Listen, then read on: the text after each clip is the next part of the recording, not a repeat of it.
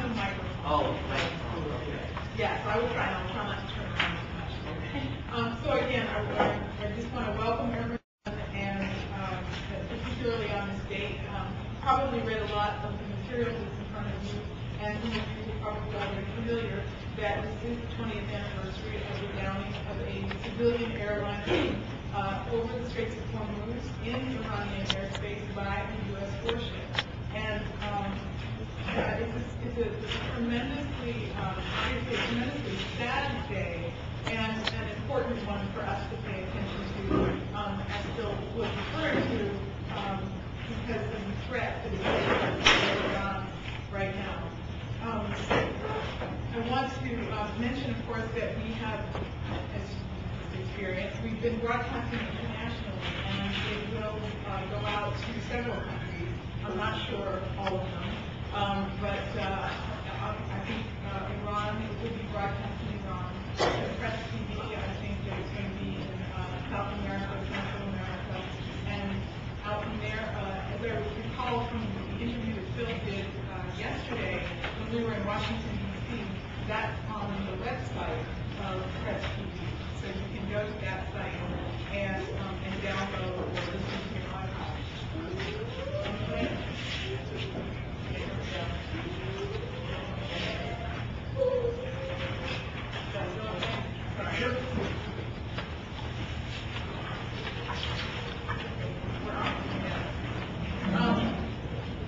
And then you can go to, I think it's www.presstv.ir, and you can download that program, which is called Four Corners.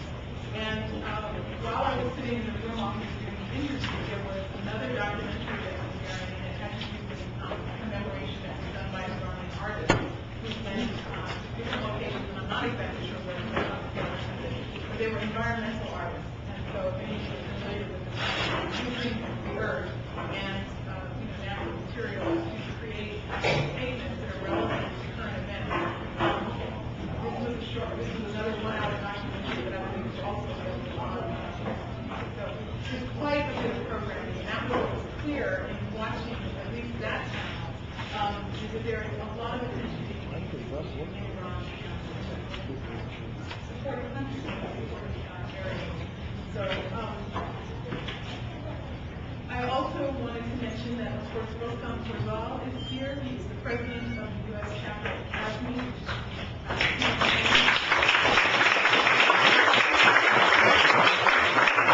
campaign against sanctions and military intervention in Iran.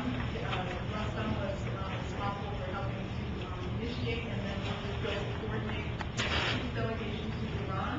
And you might have heard Phil mention while he was being interviewed that two of the other members of that delegation also Anneversery, which is the Sierra Club, and with the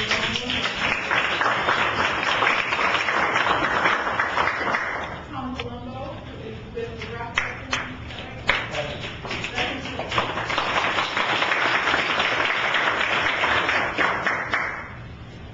And Rostam will be introducing the film, Down. I'm going to talk as though they actually work.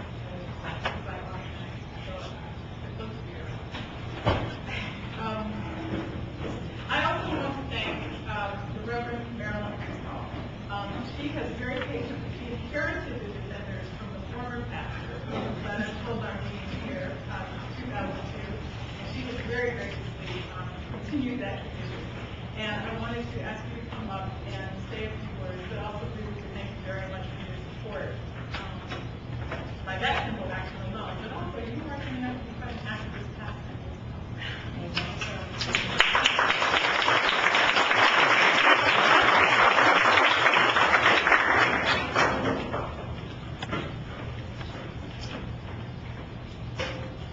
Good evening, everyone. I would just like to welcome all of you for just the power of your presence this evening. We all know that without truth, there will never be freedom, and without freedom, there will never be unity or peace. And so we've all come together with one goal, and that's for peace for all of the humanity. So welcome.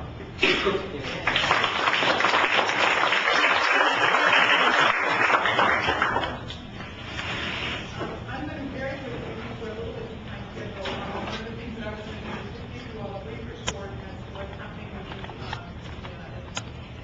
underground historical reclamation project that we have to reclaim the burial ground downtown.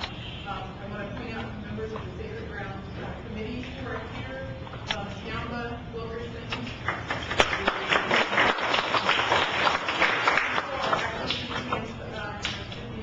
Program to install the historical marker at the site. And Shannon Marola, who also has been working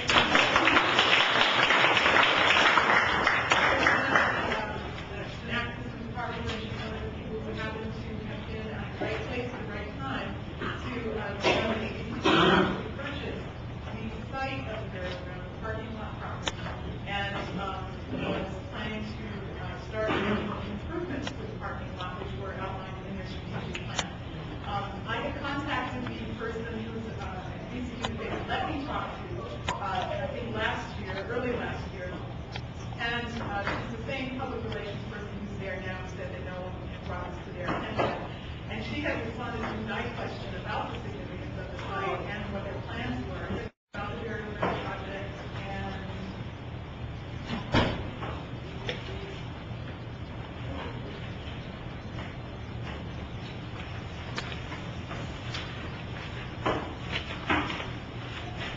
I'm going to turn the floor over now to Bill. We're going to talk about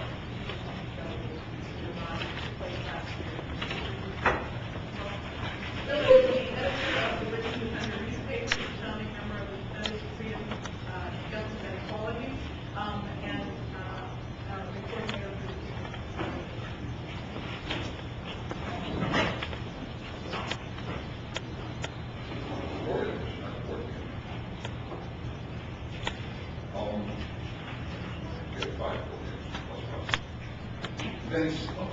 Thanks very much. Thanks for being patient. It's been a little awkward as a guy who's trying to make a career out of saying that straight white men should be taking the lead in all of these activities.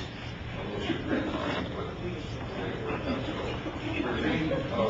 this program is being filmed by Argentinian, by our local technicians for an Argentinian television station, which is broadcasting it for download around the world.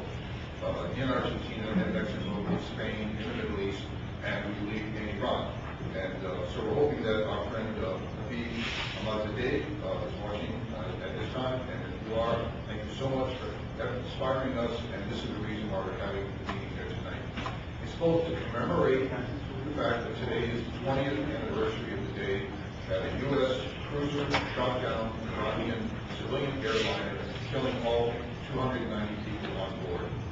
And the U.S. government says that was an accident, but has never apologized for it, has never paid reparations, compensation to the families.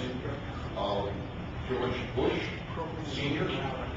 Made a statement at that time, widely quoted, that he would never apologize for the United States of America for anything, no matter what the facts are. That was his quote. The empire does not apologize. The empire is above the law. It's above public opinion. It does what it wants. And if you don't bow your head and get down on your knees and pay allegiance to the empire, it will wipe you out. Well, Iran refuses to bow down before the empire. And because under its feet is oil, that is why the United States government is hostile to it. We're here tonight to say that the people of the United States are not hostile to the people of Iran, or to its government, or to its sovereignty, and we respect its right to self-determination, and we demand the U.S. keep your hands off Iran.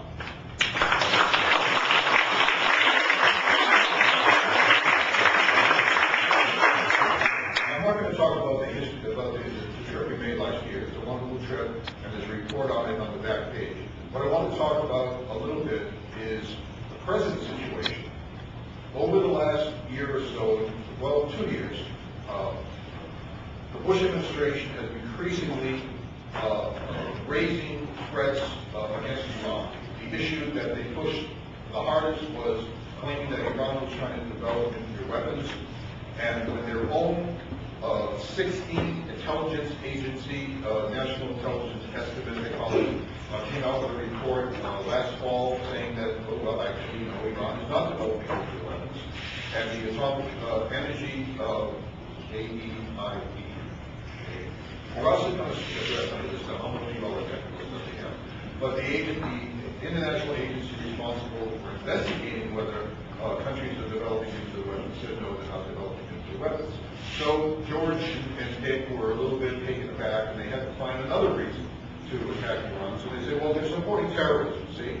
The United States invades Iraq, overthrows the government, occupies the country, kills up to 1 million Iraqis, and then accuses Iran of supporting terrorism because they support resistance fighters in Lebanon, and they support a government on the Gaza that was elected democratically by its people, and then told, well, that's not the kind of democracy we were talking about, you're still terrorists, you see. And so then they came back with another reason. See, Iran is causing instability in Iraq. Now, I know the phrase inside the Beltway is supposed to mean that you're real out of touch with reality, but there's someone who's causing instability in Iraq, and it's not Iran. As a matter of fact, if Iran wanted to cause instability, that country would go up in smoke tomorrow, because the al-Sada forces and the Naqta militia have been holding a truce, a ceasefire, for over almost a year now. And that's the reason why the so-called surge has been working. It wasn't anything to do about subduing people. So the Bush administration is playing with a tinderbox here. But they are trying to increase the pressure on Iran. Bush traveled around Europe and visited Israel, and trying to line up support in the Middle East and also in Europe for increased sanctions against Iran, and had a little talk with their friends in Israel, and then the Minister of Infrastructure, the former Chief of Staff of the Army of Israel, comes out and says, we're not going to let Iran develop nuclear weapons, we're going to bomb them first. And then he held provocative military maneuvers in the region, see? And the New York Times says that looks like a build-up to war, like a driver for war. But Israel says, well, you know, we're prepared to do whatever we have to do to fight this imaginary threat of nuclear weapons, which no one can prove is actually happening. See, why we're worried about this is not just that this is happening now, but because it's been happening over the past 2 years, and the issue of nuclear weapons has come up again because it's been long enough for most Americans to forget about it. It's been over 6 months, so we've already forgotten about the problem. We're not going to remember a national intelligence estimate report. But there's a window of opportunity for the Bush administration to attack Iran, either directly or through Israel. And that window of opportunity ends on January 20th, 2009. Not that the next president might not do the same thing, but the same forces behind the Bush administration don't necessarily want to trust that task to someone else, either the Democratic Party or the Democrats. So they're looking to see if they can get away with it now. The best time for them to do this would be August. August is traditionally a time when the U.S. government tries to put across unpopular offenses overseas or domestic policy. Why? Congress is out, the colleges and universities are out, the high schools are out, workers are on vacation, and anti-war activists have been known to occasionally take a few days off on vacation. In August, it's a very difficult time to mobilize people. So when Rostam and myself and others in the Defenders and Casimir heard that there was going to be a national anti-war conference held in Cleveland, Ohio last weekend, and that every major anti-war organization, coalition in the country was going to be there, from United for Peace and Justice, International Answer, Troops Out Now Coalition, U.S. Labor Against the War, World Can't Wait, on and on. And Iran was not being raised as an issue. We got very nervous. I'm very nervous because if all the anti-war forces gather and they don't raise a voice against an attack on Iran, that gives a mistaken impression to the Bush administration that the anti-war movement is not concerned about the issue. It's not true. They would get the impression. Now, why all that happened has to do with the internal politics of the movement and people who think that you can build the biggest movement by sticking to the smallest number of demands, and we should just say U.S. out of Iraq and not bring up any other issues, and other groups that wanted to go there and just raise their own issues and weren't interested in the success of the on, and all the same sort of petty stuff that happens in our movement. It happens in every movement, everywhere in the world, all through history. We're no different. We're no better, we're no worse. But in this instance, this was the only anti-war conference that was going to take place this year, and there has been no national mobilization against the war in Iraq, in Afghanistan, or a threat on Iran. So, with the support of CASME, the Campaign Against Sanctions and Military Intervention in Iran, the defenders, and with the endorsement of the Virginia Anti-War Network, which is a collection of 24 peace, justice, community, labor organizations throughout Virginia, Russell and I went to Cleveland, asked to hold a workshop on the issue. We were granted permission to do that. It was a well-attended workshop. We wrote up a resolution raising those demands, and that resolution was passed overwhelmingly at the conference, and the resolution included a directive that resolution would be included in the press releases recently at the conference. So we were able to avert what we thought would have been a difficult situation. That obviously is not the end of the story. Resolutions are great, but they are paper. What we need is a movement. And there are some activities that are coming up that we want to encourage people to take on. First of all, people here do engage in anti-war activities. When you raise the demand of U.S. out of Iraq and Afghanistan, also raise no more sanctions or internal interference in Iran. Make it equally important. Made it equally important. Secondly, the Troops Out Now Coalition is calling for local demonstrations around the country around the issue of Iran on August 2nd, and we're going to be looking to put something together here in Virginia about that.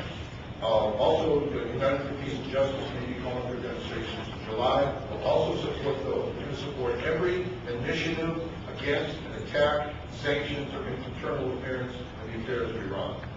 Now, I'm going to get off. I'm going to call a show of hands. We got a month to prepare for a demonstration in Virginia that would be part of the national day of demonstrations. How many people here would be willing to help organize such a demonstration?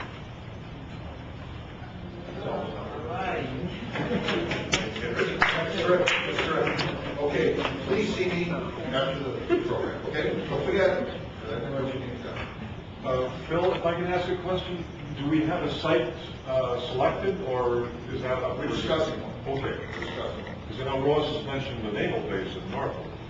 That would be wonderful. That would be wonderful. We are discussing it, and we will discuss it in a democratic manner and decide on an appropriate site. Yeah, but it looks like we have about 10, 12 people. So throw it in together. So commit yourself. There you go. All right, you can't get out of it now. After the meeting, please, we'll have a little quick caucus instead of time for the meeting to talk. All right, what we're going to do now is we're going to read a letter that the People's Peace Delegation received in the city of Isfahan in central Iran. It was given to us by Captain Habib Ahmadinejad, who was a teenager when the Iraq War broke out. As a civilian, picked up arms to defend his city, which was under attack, and Abadan, the oil center of Iraq, and that's the city that Saddam Hussein wanted to capture. And then he became part of the regular army and became the regular captain. And now he's a filmmaker and an author and a scenarist, as we call it. It's a technical term. He's an artist who has made great contributions to the literature about the war with Iraq, and just reading one of his latest book here, Chess with the Doomsday Machine, which is a novel based on his experiences. What we're going to do is we're going to read a letter that Captain Habib wrote, the captain of the good sentence. He wrote on the 10th anniversary of the downing of the Airbus. He was on a ship in the Persian Gulf that, in the middle of the night, was crossing over the spot where the Airbus was shot down. So he was passing at night over the graves of the Iranian civilians who were killed. And he sat down and he wrote this letter. And I think when you hear it, you'll agree that this ought to be the central piece of a meeting commemorating this terrible disaster. So what we decided to do was, rather than have one person read it, just hand it out. We have representatives here from different organizations, different communities, different struggles. We're going to ask them to come up and line up here in a row, and one by one, we'll read this letter together as a united show of solidarity. So, first off, John Mott, a student at Indiana University.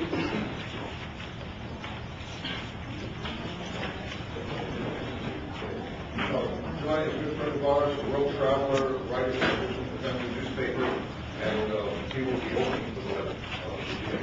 Tyler Madison, who is a member of the People's Peace Delegation to Iran and an environmental activist with Sierra Leone, activist with Vaughn. Paul Fleischer, longtime environmentalist, assistant director of Richmond Peace Education Center here at Richmond, a retired teacher, author, school teaching consultant, and an all-rounder activist with the Federalists today. Anna Edwards will be reading the next section. Anna Edwards, defenders here at the Sacred Ground Historical Reformation Project, host of the weekly video program Defenders Live on my wife. Tom Columbus, 13-year Army veteran, member of Veterans for Peace, member of the People's Peace Delegation to Iran, and Network, Guidewire Coalition for Peace and Justice. We'll be reading, and it's appropriate that we have an Army veteran here today. Only one. We will have a second one. Dennis Orton is our labor organizer with the United Electrical Workers, Local 160, statewide union of organizing public workers here. He's also a member of an organizer and member of the Black Workers for Justice and the organization Black Workers League, both of which we work with very closely and very proud to have Dennis here with us today. Rain Burrows, a member of virtually every progressive organization in the state of Virginia, including Protein, Virginia Greens, Bond, distributes the Richmond Defender newspaper, and one of the hardest working activists in the area.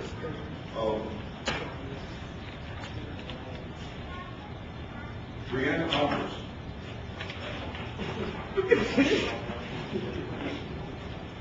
Brianna is also a labor activist in the area. She's vice president of Communication Workers Local 2202.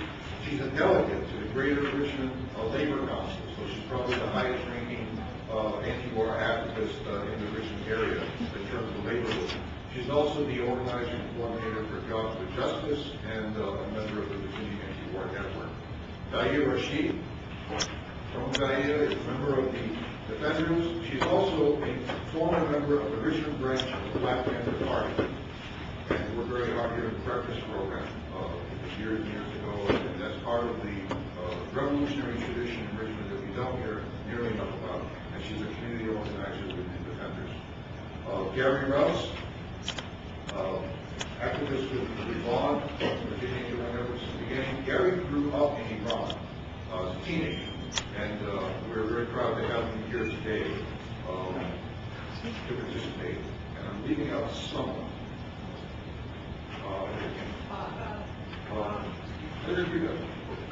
Bob Powell. Bob is Bob, I asked Bob if he would participate because he was in the Army. And he said, but I didn't fight in Vietnam.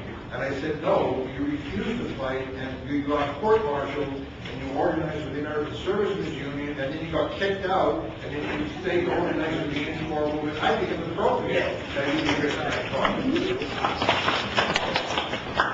right, so we're going to start reading the letter. There's someone, he's in your place, and you are in the fourth class next to Brianna. I'm sorry. We went to Cleveland, we put out the paper, we organized this, we did interviews, we did that for this school. This is my responsibility.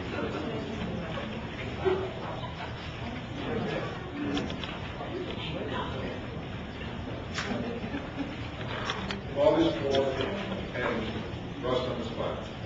Okay, I think we're set up. All right, just keep your voices loud enough so everyone can hear you clearly.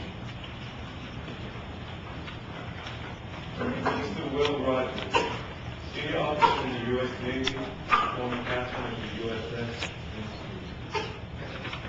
In the early evening of last night, briefly, here in the waters of the Pacific, whose muggy climate you and the forces under your command might still remember, crossed the coast of Indian Island silently and with the speed of less than 2 naval knots. At that time, silence loomed over us all, and the sonar screen detected the electric waves of the wreckage of the shot-down Iranian Airbus lying calmly on the coral reefs.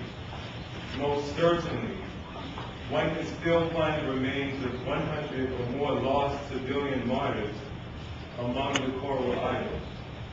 It was a deeply moving movement. Mr. Will Rogers, you may or may not find it surprising that an Iranian officer of your rank has decided to make such a contact and recount his feelings to you from this side of the earth and thousands of kilometers away from you. Mr. Will Rogers, you remember these words: I will shoulder this heavy burden to the end of my life. This is the sentence the news agency quoted from you the day after the explosion of the Iranian airline. For years, these words have made me, as an Eastern Muslim captain, think that if I were at this disastrous moment and ordered such a firing, which direction would my thoughts and conscience have taken in the future? As regards to you, as a Western man, who is responsible for such a horrible experience, I can only guess what you're feeling. Mr. Will Rogers, candor and sincerity constitute the basis of a good dialogue. Like millions of other human beings who resort to tranquilizers to escape the small and big problems of life, have you also taken recourse to sleeping pills, alcohol, or drugs in order to push that moment into oblivion? Or have you gone to the other extreme and in order to overlook your big responsibility in such an event, have you crept into seclusion and observed to nirvana with all those seclusive schools such as Buddhism, Zen, etc.? Or maybe like another officer of the U.S. Army who ordered the bombardment of civilians in Vietnam using napalm bombs, you have become a priest and knelt down in front of the Iron Cross and the tortured body of Jesus Christ, peace be upon him, and are busy saying prayers? Mr. Will Rogers, I will shoulder this heavy burden to the end of my life. If that sentence were not pronounced from the depth of your heart, or has slid into oblivion with the passage of time, you are now leading a comfortable life alongside your family. You have framed the medal of courage that President Reagan awarded you in front of the eyes of all at the piers after you returned from that excruciating mission. You are keeping it in the best place in your house, and though I do not like to apply this sentence to any other human being, you are proud of that bloody medal. Mr. Will Rogers, I don't need or want to prove that what happened was wrong. Rather, I have come to open the gate of dialogue so as to reach the truth of the event after these years. The truth that will illuminate the cause of the firing by the super advanced Vincennes at a defenseless passenger plane in an international air corridor. I want to clarify whether, as the captain and commander of the Vincennes ship, you actually ordered the firing deliberately, or, as presented by your propaganda apparatus, it was a hardware or software mistake in the computer system of the fleet that caused you to mistake the Airbus with an F-14 Tomcat fighter plane. Or does the truth lie somewhere between these two answers? As a military captain, I seek the cause somewhere else. Mr. Will Rogers, you might at first be amazed at my words, but the main reason for ordering the firing of the two Standard missiles on July 3rd, 1988 stands on one pillar, contrary to all the one-dimensional analyses presented up to the present day. That pillar can be called, to put it tersely, the ideology of the American dream. Mr. Will Rogers, we had better go back some years ago for a better understanding of this ideology that has spun the entire warp and woof of the life of you Americans, so that we can better observe the application of this American dream, at least in your military approaches. Americans always consider themselves as the heroes of freedom and democracy in the world. This fabulous savior came to the battlefield of 2 world wars after the exhaustion of the Allied and coalition forces, thrusting the last sword like a matador at the last moment, and being called the single victor of the war. This dream of fabulous savior gradually turned into a second habit of your military. Mr. Will Rogers, the popularity of television and the screening of bloody scenes of mass killings of Viet Cong and the villagers supporting them and setting fire to the huts by handheld, fire-throwing guns, as well as the chemical bombardment of rice farms by using wide-body B-52 planes that had been made for war with the Northern Bear, the Soviet Union.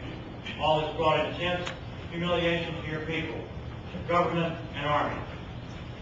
American soldiers who had rushed to war, inspired by the ideology of the American dream, came to their senses after the tapering of their primary feelings.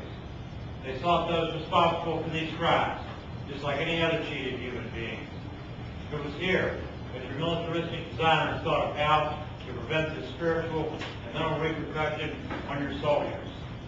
Mr. Will Rogers, after many years of military intervention, at last your sophisticated armament industry has discovered a new maxim: fire and forget.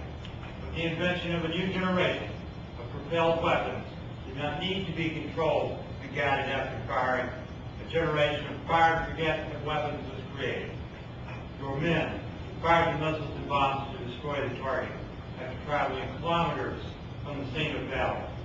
With this new generation, the Pentagon set up another column of that ideology, the American dream, in order to escape the reality of resulting casualties and damages. However, this generation of weapons with human angelic appearances ended in a satanic creature, resulting in what I see corresponding to the words of the commander of the Nazi Air Force, Field Marshal Goring, who said, Hitler was first a human being, then became an angel, and lastly returned to the devil. Mr. Will Rogers, fire and forget. For years, the U.S. Army has used such weapons in any type of clash in different parts of the world. The pilot or artilleryman does not watch the results of his act directly. A glaring now example of this satanic use of this human invention, the missile attack of the U.S. cruiser against the Iranian Air. Mr. Will Rogers, let's take a look at the issue from another angle. When you and the crew in charge of operating the radar system in the Vincennes were trained in military training centers, you repeatedly destroyed bogus targets on the simulators by pressing a key. But the designers of the simulators only provided 2 options for you. If the bogus aircraft or vessel sent familiar signals showing that it was not an enemy aircraft or ship, shooting was not allowed. Otherwise, you were expected to fire at it. Now the question is, have the designers of the simulators provided you with a 3rd option in case of non-military targets? The answer is certainly no. Mr. Will Rogers, thus you became addicted to a kind of psychological reaction. You became conditioned to firing, just like a person who has been practicing how to drive by playing a computer game. Now he starts to drive a real car in a crowded street. Consequently, in the Persian Gulf waters, on the world's most advanced cruiser, you waited for an accident to happen. Those tedious training hours had made you, like other servicemen, quite nervous. And consciously, you were all, I think he means subconsciously, you were all waiting for an opportunity to change yourself from a hero of computer games into a real hero of the battlefield. Mr. Mr. Will Rogers. In the years when the U.S. fleet was in the Persian Gulf to support an aggressive state like Iraq, your Marines were watching the water around your ships and even an aircraft carrier through binoculars to prevent the Iranian forces from attacking them in their small fiberglass boats. The U.S. fleet, equipped with most advanced weapons, prepared for sophisticated warfare as if it were about to confront the former Soviet Union. However, the Pentagon strategists offered no theories on how to deal with the martyrdom-seeking Iranian fighters on speedboats. Thus, a thick fog, a dark night, or the slightest reflection of light on the sea waters could be viewed as a serious threat, such as a speedboat carrying some revolutionary garments. Do you know why so much publicity about the technological advancement of your arms and aircraft carriers had lost its effectiveness in the face of our small boats? Mr. Will Rogers, I will try to clarify the matter through an example. You may have probably worked as a navigator under a clear night sky and seen the glittering stars in the far distance. But one should accept the fact that your nation has for many years observed the world through your color TVs and thus is not able to appreciate the greatness and grandeur of the world. Also, observing the world through a medium is one of the main causes of your fear of death, the future, and the lack of a proper relationship with nature and God. That is why you cannot bear to be alone and contemplate for even a single moment. This fear of death and materialistic attitudes towards life, which is part and parcel of the American dream, was the main cause of the firing at the Iranian airline. Mr. Will Rogers, when Iran Air Flight 655 took off from Bandar Abbas Airport with a 15-minute delay at 10:17 a.m., you were in a state of alert. Some 35 days had passed since you were stationed in the Persian Gulf. 35 days of continuous nightmare and fear of martyrdom-seeking operations. One of your crew anxiously told you that he had seen an airplane on the radar screen. At this stage, the tragedy took place. Later, you said that due to some technical problems, the screen had shown the Airbus smaller than usual, equal to the size of an F-14 fighter jet. But in fact, nothing was wrong with the equipment. The main problem was that your stress and fear that made you give the order to fire before identifying the airplane. The result of the American dream coming into confrontation with reality was to see an Airbus airliner as a diving fighter jet on the screen. Let me quote a beautiful saying from our first Imam Ali, who observed, "Never-ending dreams lead man astray and leave him alone in the face of reality." Firing the missile put an end to the lives of 290 women, men, and children who never thought of such a destiny at that moment. But was that the end of the story? Not for you, at least. Mr. Will Rogers, I have also fought for several years, but prior to those years, I used to read the memoirs of American soldiers, including the biography of the American pilot who dropped the A-bomb, Little Boy, on Hiroshima, and the biographies of those who burned up the Vietnamese villages along with their residents. What was common in all these biographies was that such acts were always followed by remorse. Mr. Will Rogers, why couldn't the fire and forget ideology solve their problems? What's your opinion in this regard? Haven't you found an answer after a decade of living and bearing such a heavy burden? One of your presidents once made an interesting statement. Victory has 1,000 fathers, but defeat is an orphan. After the Allies defeated Iraq, a party was held in the U.S. Congress. All the senators claimed that they were present in Saudi Arabia in order to have a share in the victory. Although such a presence was hundreds of miles far from the battlefields, even out of the reach of the Iraqi Scud missiles, they viewed themselves as the heroes. Did they also try to share the regretful events that happened to you and your friends? Didn't President Reagan portray you as the only hero in the event that was a sheer defeat by conferring a medal on you? Isn't Ronald Reagan the only person who thinks that Alzheimer's disease has forgotten about this today?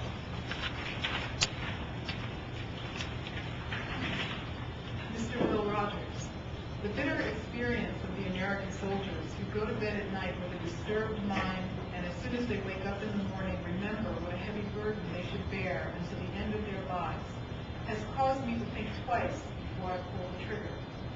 1 year of living in a siege city that was under constant fire made me understand the laboratory philosophy of Buddha is no more than a trick when facing a brutal enemy that knows no language but force. When man's 5,500-year-old written civilization records only 129 years without wars, how can one live with the philosophy of never fire while considering man's short lifespan?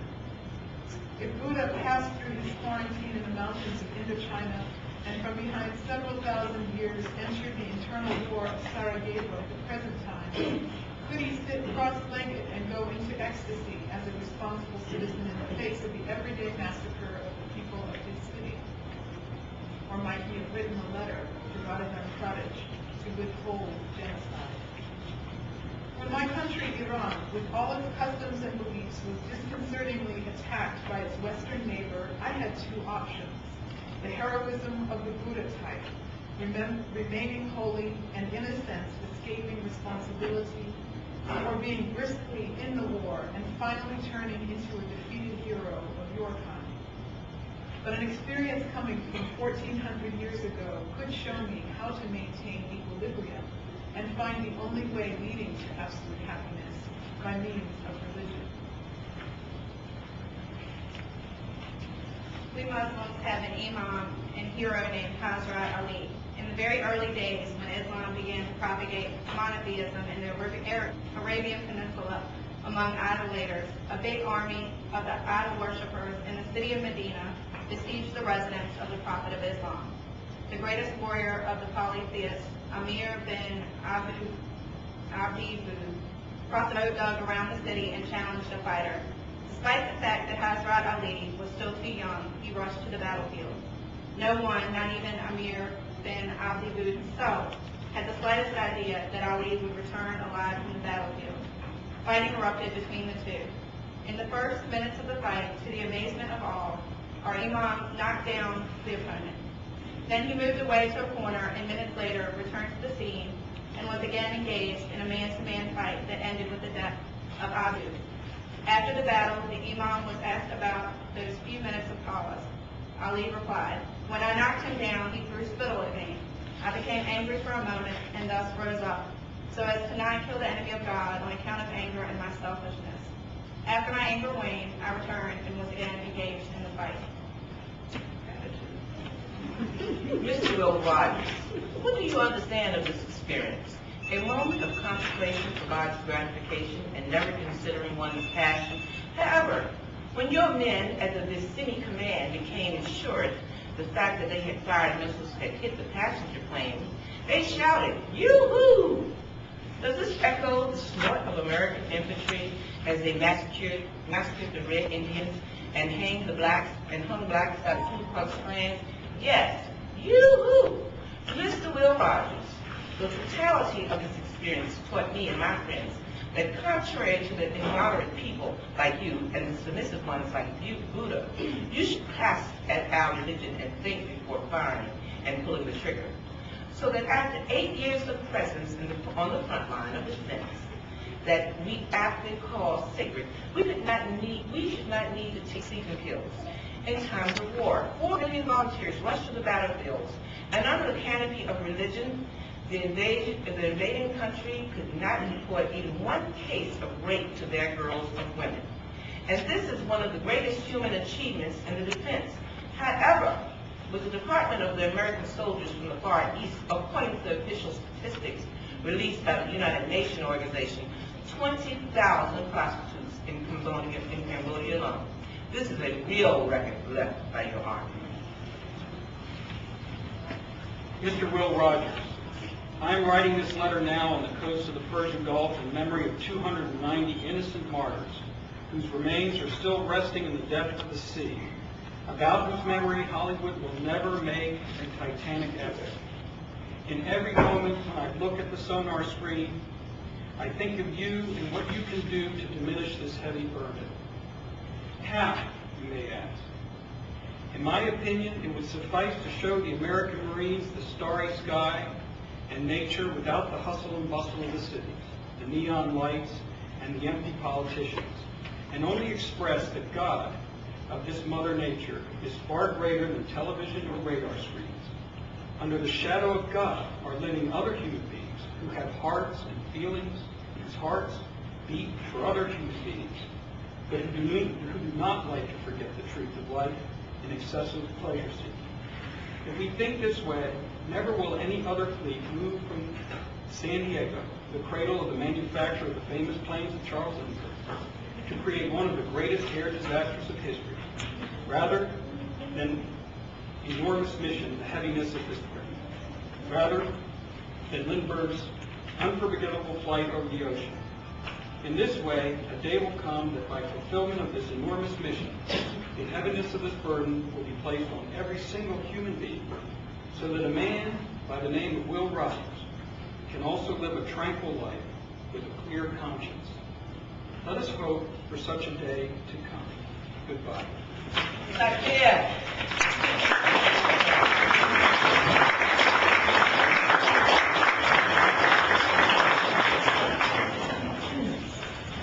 This is a very, very sweet occasion.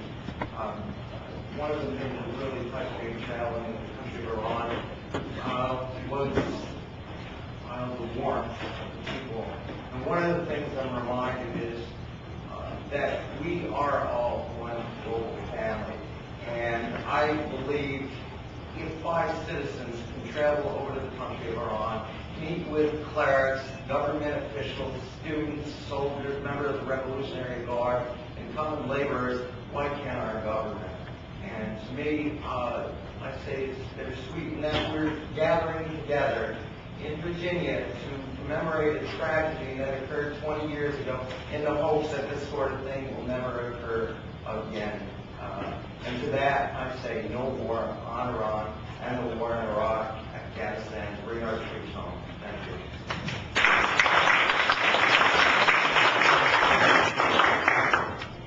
To participate in this gathering, we need to understand the importance of revolutionaries, progressive elements here within the U.S. To take a stand against the imperialist war, fighting for human rights, as the impact of struggle inside of this country and the importance to peace-loving folks and those who are trying to find a way to transform this world into something better and something more humane. One of the things that I would like to basically raise to this particular gathering is getting a chance to know folks in this room, and this is something inspiring in terms of the gathering itself, in terms of the projection that we're trying to connect with folks around the world. It's very important to try to break this issue of war down in a way that really connects with the suffering. I'm not trying to lecture, I'm not trying to just raise it as a challenge.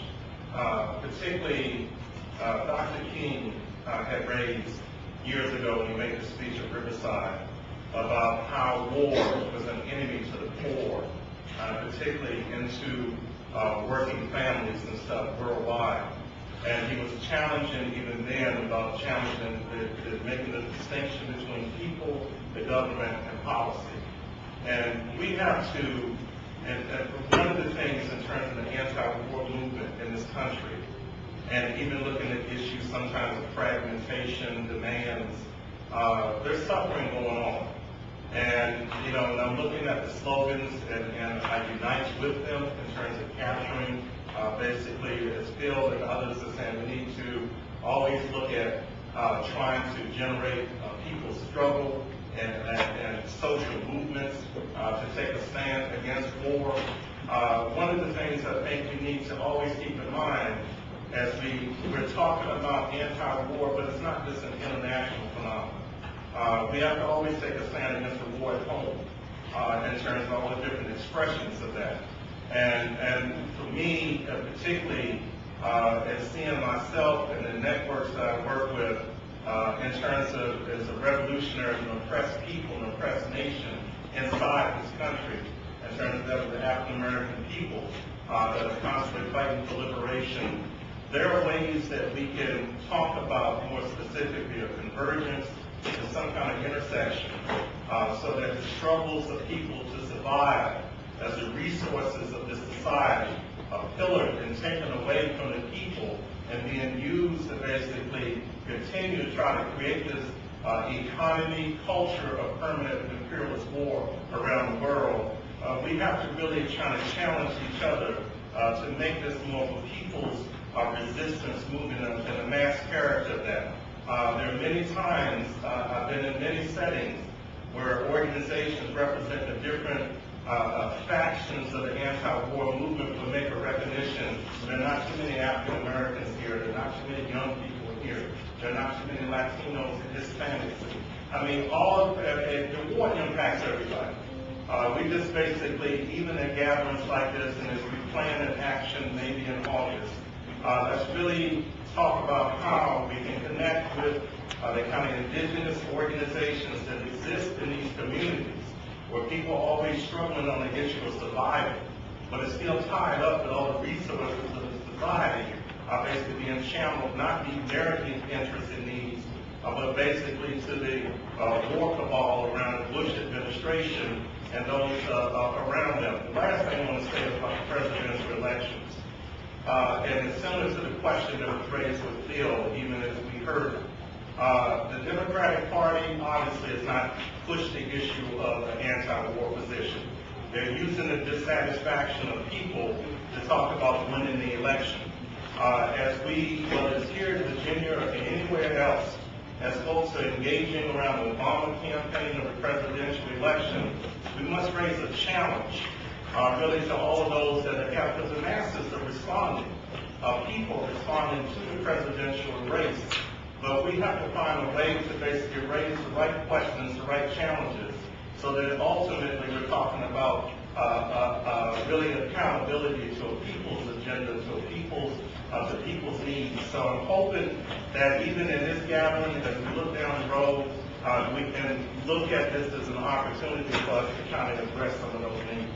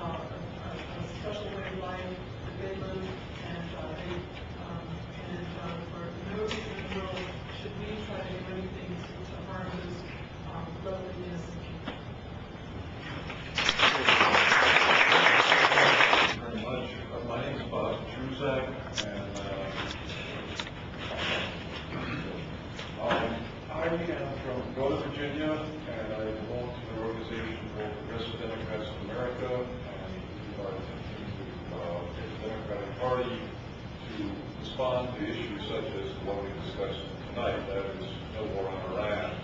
I might say I'm very disappointed with some of the things that our candidate Barack Obama has said recently, particularly his speech to the 89 convention. I have an article that Ross I think is going to be published on the county website, correct? And as our American Independence Day approaches tomorrow, I just have a few things I'd like to suggest. If any of you should attend celebrations tomorrow, picnics, gatherings, whatever, ask your friends what they think about the American belief in self-determination.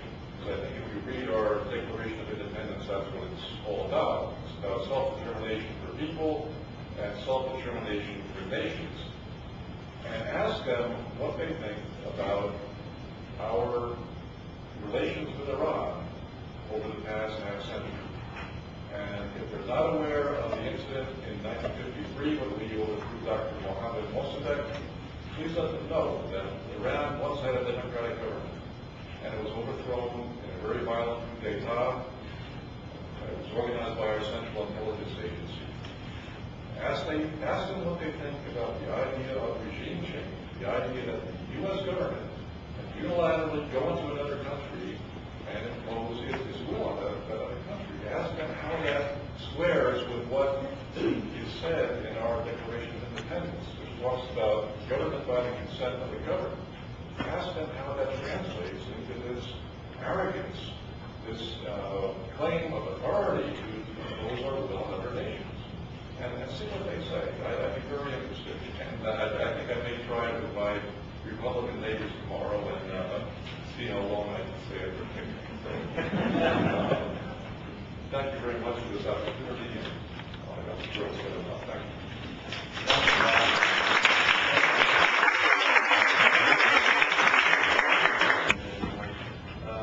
First of all, I'm definitely happy and grateful that I'm here, that I was invited to come and speak on this issue. I'm definitely here, definitely in support of the mission and the purpose of this group and the other organizations that's here. Just being a person growing up in the United States, and I would hear and overhear conversations with older people that were a lot more aware of the actual story behind the story. As a child, it always intrigued me to go beyond what was told to me, go beyond what was presented or given to me as being true or correct or accurate, and take that extra steps to test it back to see if it's actually true or not.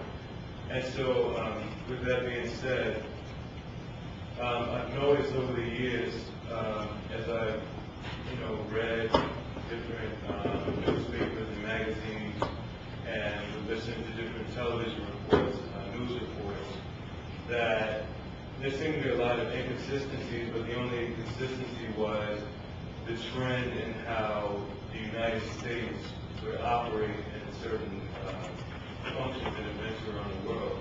And so, this issue has been going on for the past couple of years or so, as far as the United States wanting to have, or at least say or claim that they have justifiable reasons to go in to invade Iran.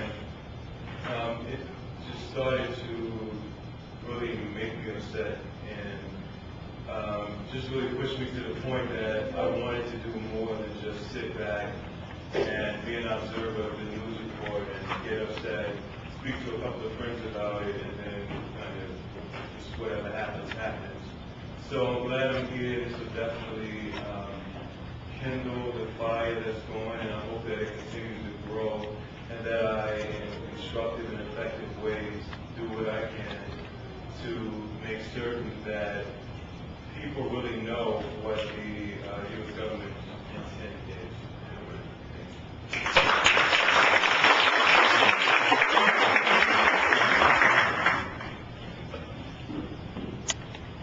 All right, thank you again.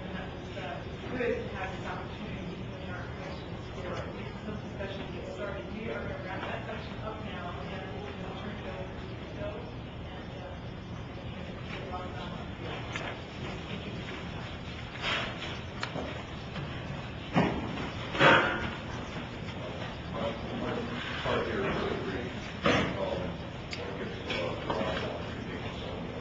comments on the floor, introduce the film.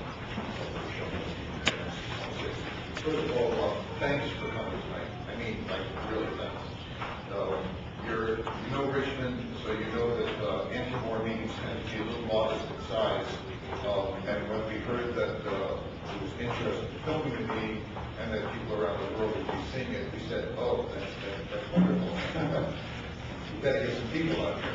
So this is a larger than normal meeting that we've had on the issue before, and we very much thank you. And I also want to point out that this meeting much more represents the kind of diversity and multiculturalism and multinationalism that we're trying to build in the progressive movement here as the defenders in the Virginia anti-war network.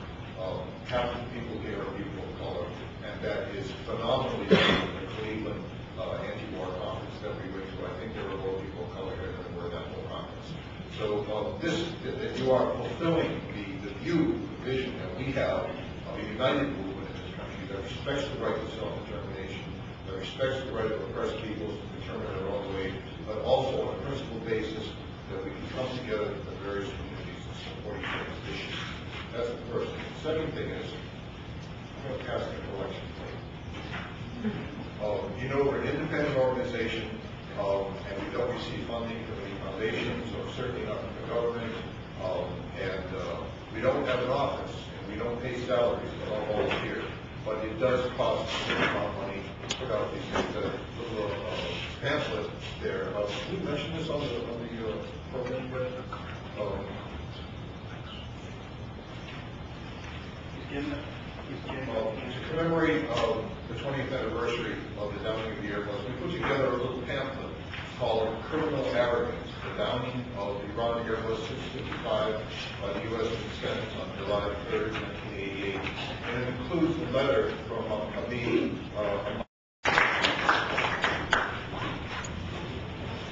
Thank you, Bill, and hello everyone. I'll be very brief, mainly because we're running late. It's a late start.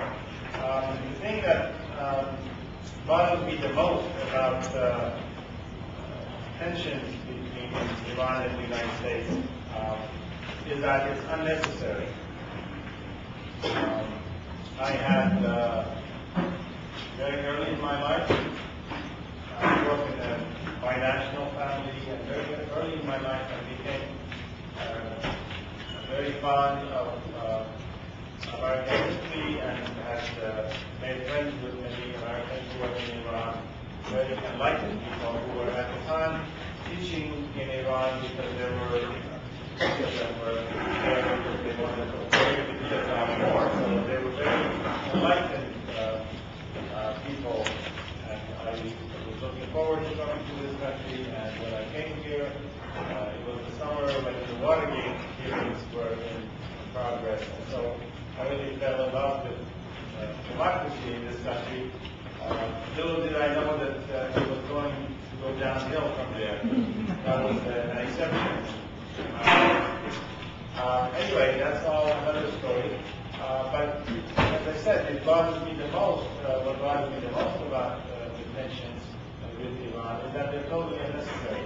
There is one country other than Israel in the entire Middle East where the public are very fond of Americans and American culture, the United States and the American culture, and that is Iran.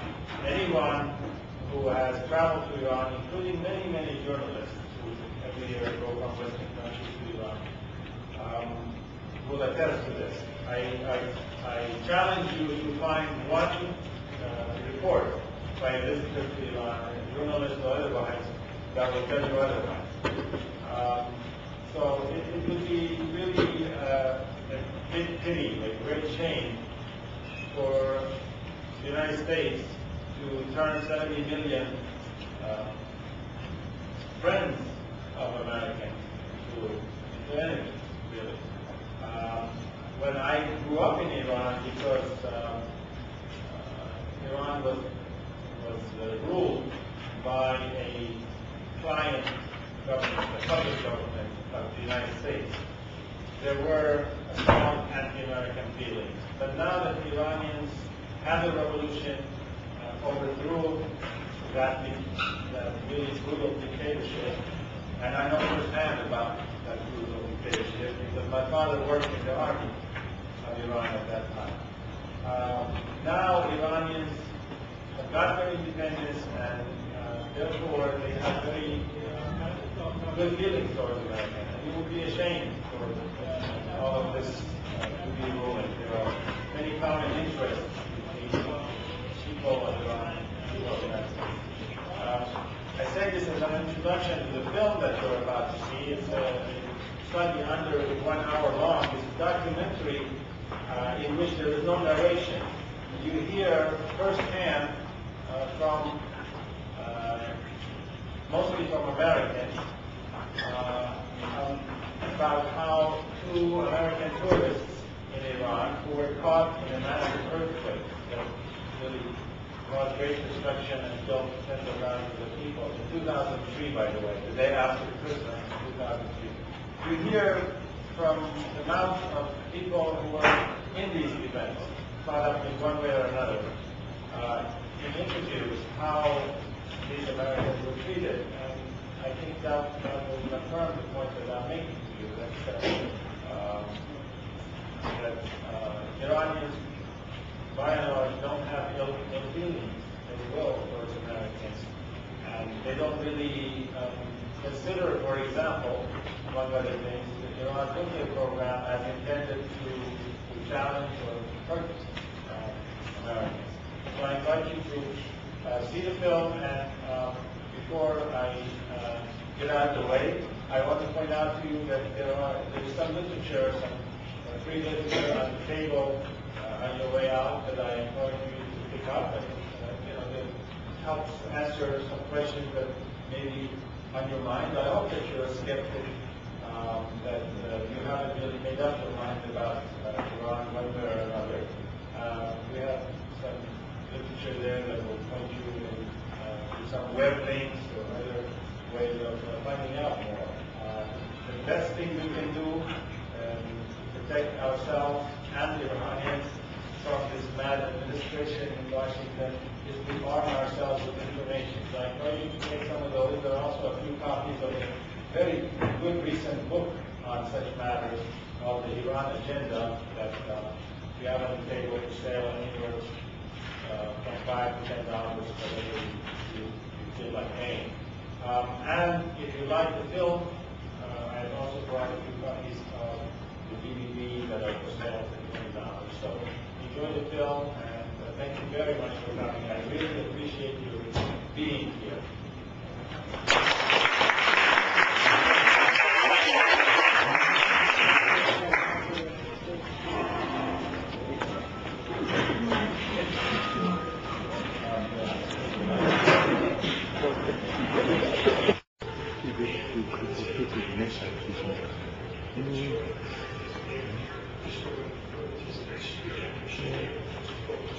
مسافری